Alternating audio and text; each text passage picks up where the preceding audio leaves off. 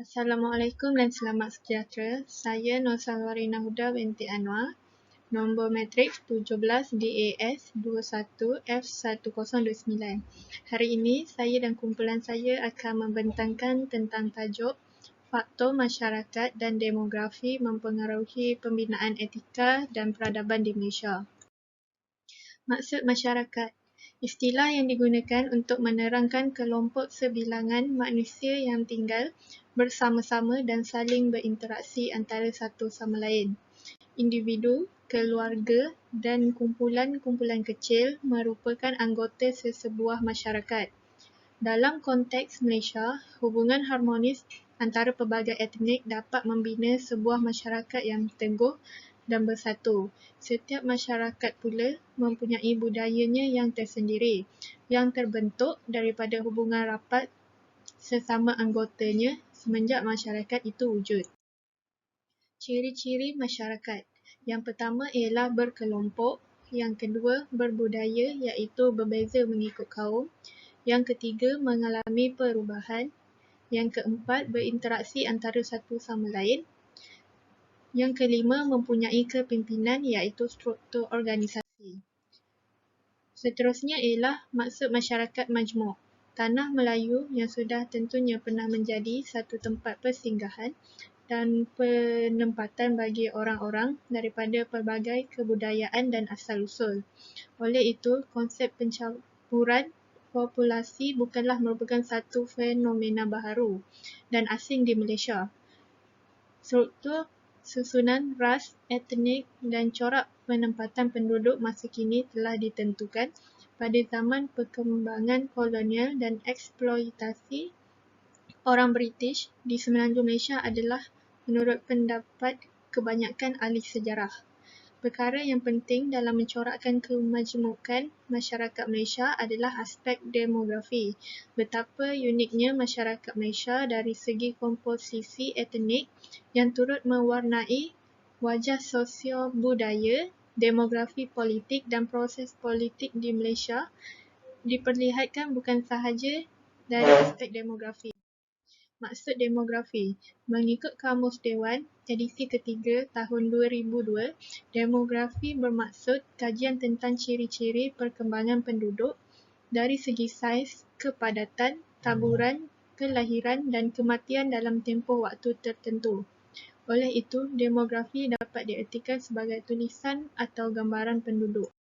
Saya akhiri dengan sumber rujukan yang dipaparkan pada slide berikut. Sekian, terima kasih. Nama saya Nurul Huda binti Sukun, nombor pendaftaran 17 DAS 21F1021. Saya akan menceritakan tentang konsep masyarakat. Konsep masyarakat terbagi kepada 6 iaitu etnik, ras, rasisme ataupun rasis, prejudis, stereotip dan diskriminasi. Perkataan etnik berasal daripada perkataan Inggeris ethnic, Kamus Collins James English Dictionary. Kajian perkataan etnik ialah etnologi, diklasifikasikan manusia berasaskan kepada faktor sosial dan kebudayaan. Kajian berkaitan hubungan etnik dengan faktor geografi dan kependudukan dikenali sebagai etnografi.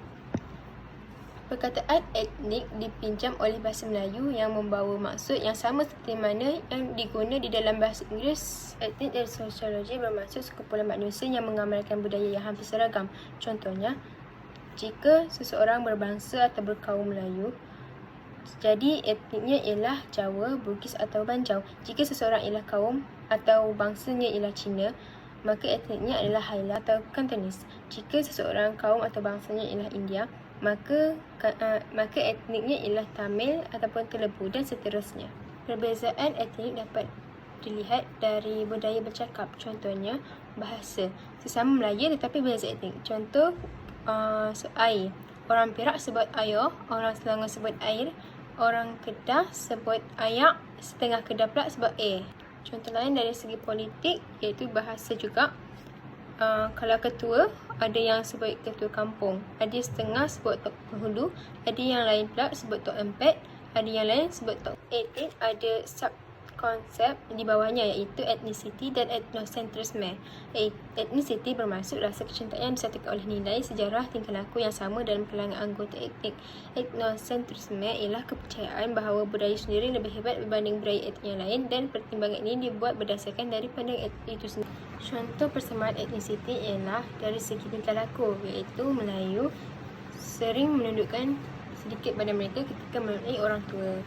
Contoh etnosentrisme pula ialah kepercayaan. Contohnya, pandangan sebahagian masyarakat Indonesia terhadap keturunan ras Tionghoa yang sampai saat ini masih dipandang sebelah mata dalam segala hal kehidupan bermasyarakat. Konsep masyarakat yang kedua ialah ras. Ras ialah kumpulan sosial yang mempunyai tanda pengenalan yang kolektif atau sama berdasarkan ciri-ciri fizikal biologikal. Umumnya, ras berkongsi warna kulit, bentuk mata dan warna rambut yang hampir sama. Contohnya, Melayu dirujuk sebagai kulit yang bersawah matang, Cina merujuk kepada kulit yang kuning langsat dan India sedikit gelap. Konsep masyarakat yang ketiga ialah rasisme ataupun racism. Secara umumnya dapat diartikan sebagai serangan sikap, kecenderungan pernyataan dan tindakan yang mengunggulkan atau memusuhi kelompok masyarakat terutama kerana identiti ras. Perilaku ini berdasarkan kepada perbezaan kaum atau perbezaan wajah fizikal biologikal semata. Contohnya, sama tidak suka kepada Lee hanya kerana perbezaan bangsa. Konsep masyarakat yang seterusnya ialah prejudis. Prejudis ialah rasa suka atau tidak suka yang tidak berasas terhadap sesuatu kaum, agama atau anggota. Rujukan daripada Kamus Dewan edisi keempat. Kebiasaannya, penilaian ini dibuat berasaskan maklumat yang tidak tepat. Prejudis ini tidak diterjemahkan secara terbuka. Dalam kata lain, ia hanya dalam hati. Contoh prejudis ialah pelajar maskom, pelajar yang belagak, sombong. Itu tidak semestinya betul. Jika diterjemahkan secara terbuka, prejudis akan menjadi stereotip. Konsep masyarakat yang terakhir ialah diskriminasi. Diskriminasi ialah pandangan, kepercayaan atau pemikiran negatif oleh sekelompok atau anggota etnik kepada etnik yang lain. Contoh diskriminasi ialah ayah lebih sayang ke anak pertama, ibu sayang ke anak bongsu, anak yang berada di tengah-tengah terasa tersisih dan kurang perhatian. Kesimpulannya, masyarakat Malaysia terdiri daripada pelbagai ras dan etnik. Kesimpulan seterusnya, konsep masyarakat mempengaruhi pembinaan etika dan peradaban di Malaysia. Jadi, sebagai rakyat Malaysia, kita perlulah mengekalkan keharmonian kaum dan berusaha mengelakkan perspektif negatif terhadap anggota lain. Assalamualaikum dan selamat sejahtera. Saya Ainul Balkish bermembur matrik 17-21F1003 ingin membentangkan tentang demokrasi dalam masyarakat di Malaysia. Terdapat 3 isi untuk pembentangan saya kali ini, iaitu komposisi etnik, komposisi agama dan kegiatan ekonomi.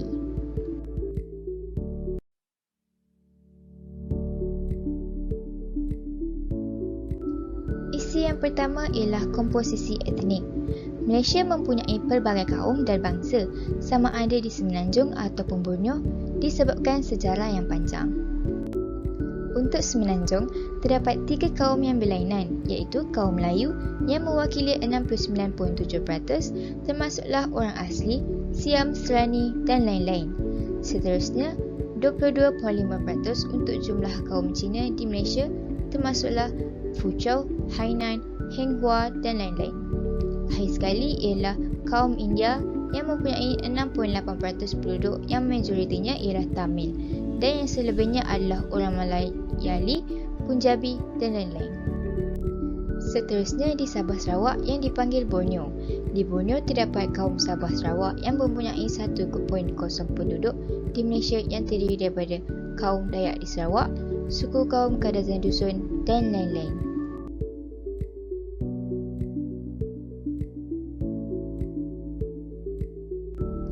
Isi yang kedua ialah komposisi agama. Di negara Malaysia juga terdapat bermacam agama yang datang dari pelbagai sumber. Yang pertama ialah agama Islam. Islam adalah agama yang paling meluas dianuti oleh penduduk di Malaysia, iaitu 63.3%. Yang kedua ialah agama Buddha. Agama ini majoritinya dianuti oleh kaum Cina yang berperatusan 19.9%. Agama yang seterusnya ialah Hindu. Hindu pula majoritinya dianuti oleh orang dari kaum India yang berperatusan 9.2%. Agama yang terakhir ialah agama Kristian. Kristian majoritinya dianuti oleh kaum Cina dan India berperatusan 9.2%. 1.7% daripada keseluruhan merupakan lain-lain agama. Untuk 0.5% yang terakhir pula masih tidak diketahui agamanya dengan sebab-sebab tertentu.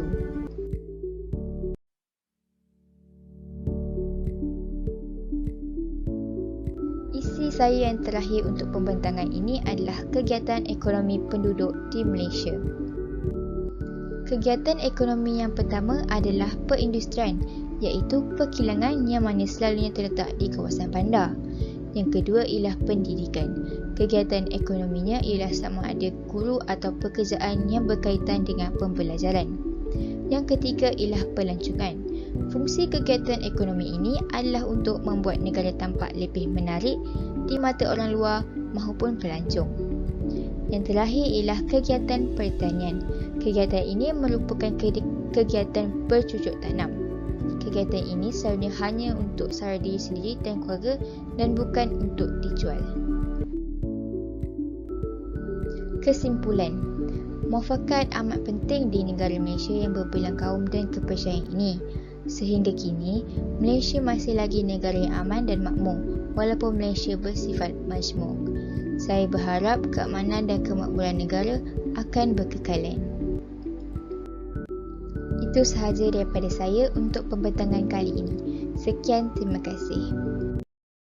Assalamualaikum warahmatullahi wabarakatuh. Saya Nora Kila Nadira binti Zulkifli, nombor matrik 17-21F1041. Hari ini saya ingin menerangkan tentang garis masa masyarakat. Garis masa masyarakat Malaysia bermula pada zaman Kesultanan Melayu Melaka, iaitu pada 1402 hingga 1511. Kemudian penjajahan Portugis pada 1509 hingga 1641. Seterusnya penjajahan Belanda pada 1941 hingga 1946. Selepas itu penjajahan British pada 1826 hingga 1941 bersambung pada 1946 hingga 1948. Penjajahan Jepun pula Jepun pula menjajah pada 1941 hingga 1946. Kita mencapai kemerdekaan pada tahun 1997 dan terbentuknya Malaysia pada 1963.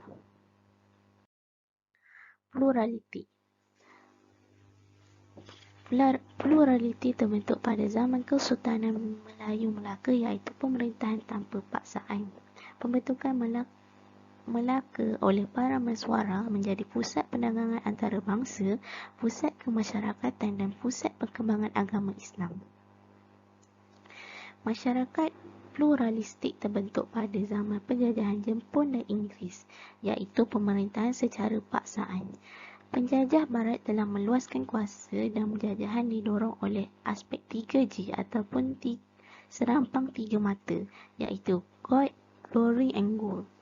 British telah menjajah tanah Melayu dan memaksa masyarakat Melayu menjadi buruh dan petani. British juga telah membawa masuk masyarakat dari China untuk dipaksa menjadi pelombong biji timah. Masyarakat India pula dibawa masuk untuk dijadikan penoreh getah. Masyarakat Malaysia mencapai kemerdekaan dan terbentuknya pluraliti baharu. Dua konsep utama ciri-ciri masyarakat Asia Tenggara. Pluraliti bercirikan semula jadi tanpa paksaan dan fleksibel. Masyarakat pluralistik pula bercirikan pemaksaan dan perbezaan. Perbandingan pluraliti dan pluralistik. Kita mula dahulu untuk persamaan. Persamaan mereka adalah mewujudkan masyarakat pelbagai bangsa seperti Melayu, Cina, India, Eropah dan lain-lain. Perbezaannya pula ialah pluraliti semula jadi tanpa paksaan. Pluralistik secara paksaan. Pluraliti sukarela mencari kehidupan dan kekayaan. Pluralistik demi kepentingan ekonomi dan politik Inggeris. Pluraliti disertai ahli keluarga. Pluralistik pula tidak disertai keluarga. Pluraliti menjamin keterangan pemikiran dan perasaan. Pluralistik pula tidak pernah melupakan negara asal. Kesan pluraliti dan pluralistik.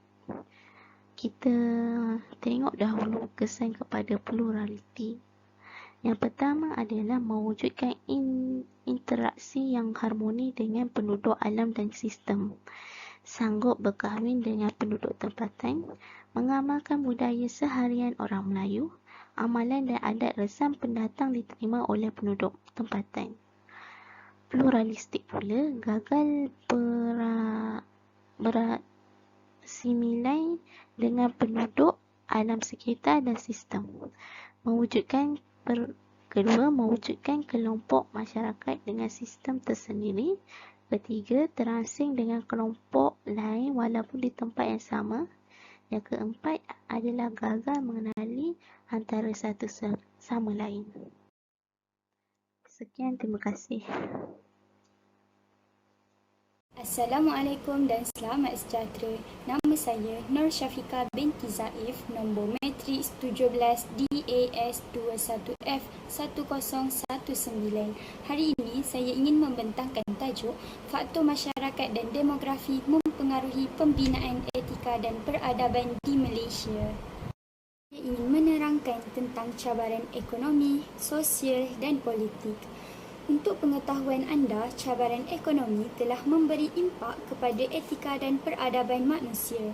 Dalam perspektif Kohlberg, pemikiran etika tinggi berlaku apabila seseorang individu itu bebas daripada kepentingan-kepentingan peribadi dan pihak lain. Namun, ia berbeza dalam perspektif Islam. Al-Ghazali menyatakan bahawa akhlak iaitu etika adalah bersifat kerohanian yang diterjemahkan dalam bentuk tingkah laku yang baik kerana kesedaran terhadap Allah.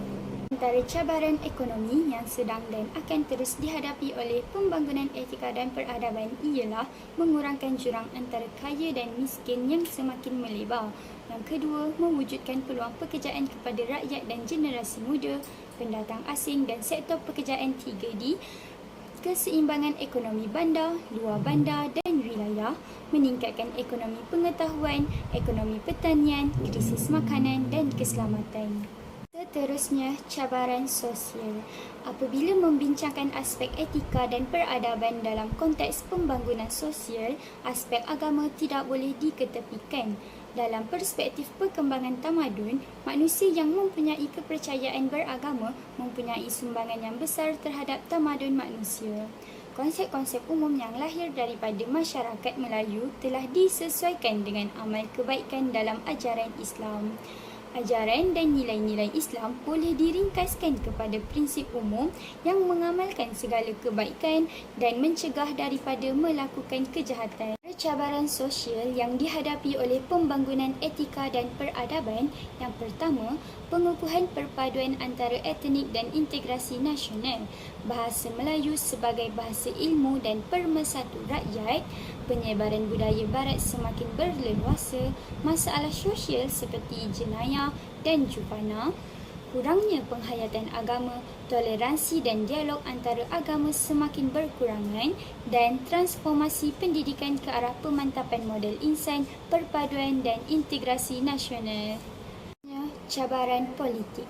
Tahukah anda, politik bukan hanya boleh menjatuhkan kerajaan yang kuat tetapi mampu melemahkan seluruh struktur dan elemen kuasa dan pentadbiran. Antaranya, pembinaan budaya politik dan demokrasi matang, kebebasan bersuara dan pembinaan masyarakat sivil, kerajaan yang telus dan menjaga kepentingan nasional, mewujudkan sebuah negara bangsa dan mengakui hak antara kaum seperti yang termaktub dalam Perlembagaan Persekutuan. Kesimpulannya, perpaduan kaum juga secara tidak langsung mampu mengukuhkan ekonomi negara dan agama mengajar kita beradab dan beretika untuk membina sebuah tamadun dan negara bangsa yang wujud dalam masyarakat kepelbagaian etnik di Malaysia. Saya akhiri dengan sumber rujukan yang dipaparkan. Sekian, terima kasih.